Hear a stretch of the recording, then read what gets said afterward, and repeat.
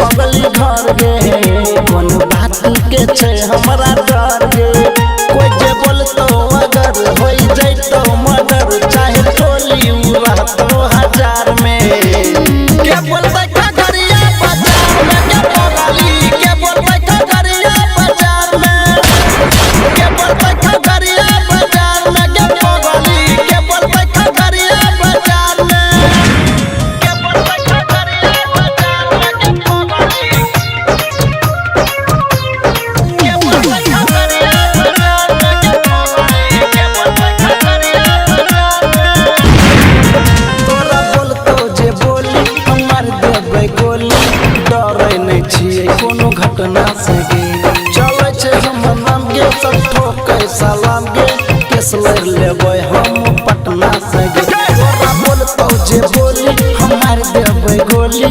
डरै नै छियै कोनो घटना से गे सब ठोकै सलाम गे चलै छै हमर नाम गे केस लड़ लेबै जाय के हम पटना से गे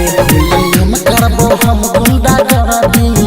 कथी कर ले तो सरकारी वर्दी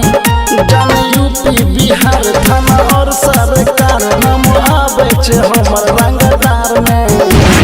के बोलबै खगड़िया बाजार में के पगली के बोलबै खगड़िया बाजार में के बोलबै खगड़िया बाजार में के पगली के बोलबै खगड़िया बाजार में के बोलबै खगड़िया बाजार में के पगली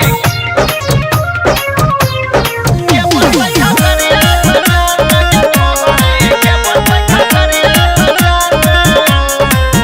सब रहै छै डर के कोई बोलै नै यार कसर जेना घूमै छी अकेला में गिर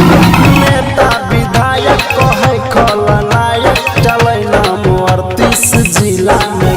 सब रहै छै डर के कोई बोलै नै यार कसर जेना चलै छी अकेला में गिर सब नेता विधायक कहै खलनायक नाम चलै छै 38 जिला में गिर कहू बिक्की अमलेश बेदरदी ये भी बोलते उड़ा देबै गरदी तुम कर फिकिर जे भी जे तो तोरा भीड़ शमशान भेज देबै एक बार